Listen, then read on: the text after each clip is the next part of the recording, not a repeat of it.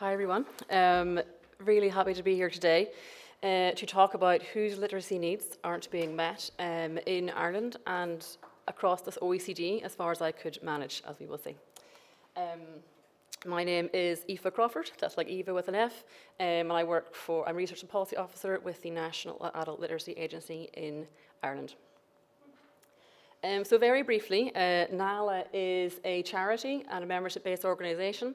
We're primarily government funded, but our background is our foundation 1980 by volunteers, particularly in adult education. We have a range of activities, including research and policy, outreach, awareness, plain English, professional development and creating resources, and our Learn with NALA online learning platform for NFQ levels 1 to 4. So, the reason I asked the question, whose literacy needs are not being met, is really to inform all of the work that we are doing in NALA, and specifically to understand this target group, like people who have what we would call unmet literacy needs. So by literacy needs, I mean people who are at or below level 1 in PIAAC, and by unmet, the definition that I went with in the end was that they haven't been in formal or informal adult education over the past 12 months. I did not do training because it turned out there's a very high level of very short workplace training in Ireland, including health and safety training, and it really wouldn't have been getting at the group that we are concerned with. Just a note to say about the OECD average, I used IDB Analyzer based on the SBSS files for this, and unfortunately Netherlands, Norway and Sweden were not available. So when I say OECD 28, I'm including Croatia and Singapore, I'm unfortunately not including these. But it should hopefully give an indication. So the Irish context was we had 3,800 adults who took part in PIAAC, and 21% of those were at or below level 1. Of those, 38% of them weren't in education at all. And interestingly and unsurprisingly, of those who aren't in education, of those who are at or below level 1, of the adults who aren't in education, a full third of them are at or below level 1. So already there's a sense there is this connection, as the previous speaker has mentioned as well for Portugal, between having these needs and then also not getting those needs met. If anyone's interested in more context about Ireland in general, we have made up a series of fact sheets from the published information from our National Statistics Office. This is not my work, and they're just on the tables if anyone wants to take one on the way out. So, what have I found? Apologies, there's a few graphs.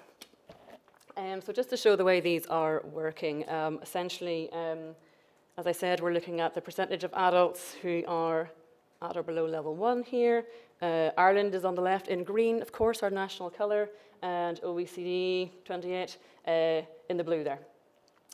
So when we look first at those who are not in education in both, we can see that most of them are men, but perhaps the difference isn't quite so big, and men with literacy needs don't appear to be significantly less likely to be in education if you're comparing the not in education with the in education groups there. Oh, and just to say the error bars are standard error. So, looking at then very similar actually demographic characteristics as my previous speaker did, we also looked at country of birth. This shows that around 3/4 of people with unmet literacy needs were born in the country they're living in. So to me, I think this suggests that maybe we don't want to overstate an immigration dimension to this in policy making. And interestingly, in Ireland, there may be this pattern where people with literacy needs who are in education are somewhat more likely to have been born outside Ireland. My personal theory is this might be around English language learning and that bringing people into the services, and maybe that's a good gateway we can lean on, but I have no evidence of that. Family status then, again around 3/4 of people with unmet literacy needs have children, with obvious, I think, implications for these intergenerational cycles that we see. And it does appear that parents with literacy needs may be less likely than non-parents to be in education themselves. Now, is this because the age is a confounder here? I'm only looking at strips of graphs. Perhaps. Are there perhaps barriers such as access to childcare, having the time and headspace to go back to learning? It's a possibility. Age, you'll be glad to know these are the smallest categories. We all know that adults with literacy needs tend to be older. They also appear to be less likely to be in education. So it's what I guess I would say in Ireland as a double whammy of you're sort of more likely to have the needs because you're older, and you're also less likely to be addressing those needs because you're older. Oh, thank you. 5 minutes, perfect, yeah. Great, so I might fly through, I'm about halfway through the graphs. Your parental background is very important. Around 2/3 of adults in Ireland with unmet literacy needs have no parent with, oh sorry? My mistake, yeah? 10 minutes left, go slow. Oh, perfect, okay. Everyone's relieved, okay, yeah. So, yes, around 2/3 of adults with unmet literacy needs have no parent with an upper secondary education, and that's about half across that OECD group. Interesting how it's particularly impactful in Ireland there.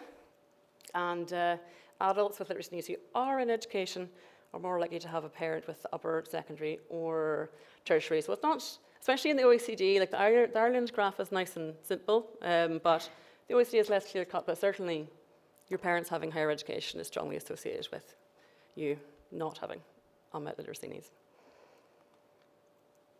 Okay, in terms of your own education, obviously very important as well. There is obviously a connection between low educational attainment and literacy needs. But it is interesting, isn't it, that high educational attainment does not actually protect everybody. Like 14% of people with unmet literacy needs have actually high educational attainment themselves. But again, if you have had high attainment before, you're more likely to be in education. Okay, employment. So, most of the people with unmet literacy needs are employed. In fairness, most people are employed, so that may not be surprising.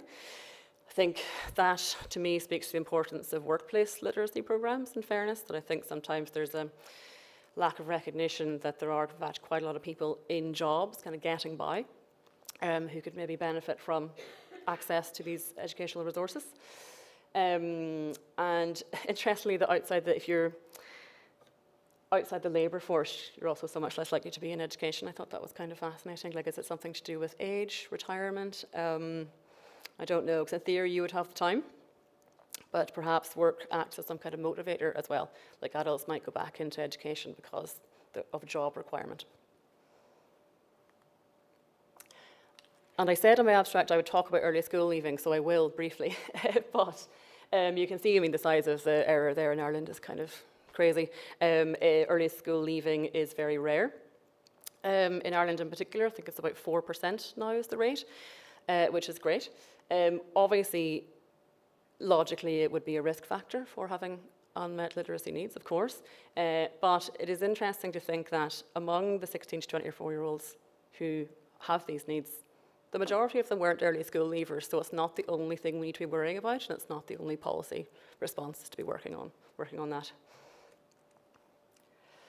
Okay, so if I were to summarize, I appreciate there's no such thing as an average person, but based on this, the average, okay, big quotation marks, person with unmet literacy needs is older, male, employed, has children, he's not highly educated, he's born in the same country he's living in, and his parents didn't have upper secondary education. Nobody's surprised, I'm sure, but it's always good to have these things to back up our policy submissions to government.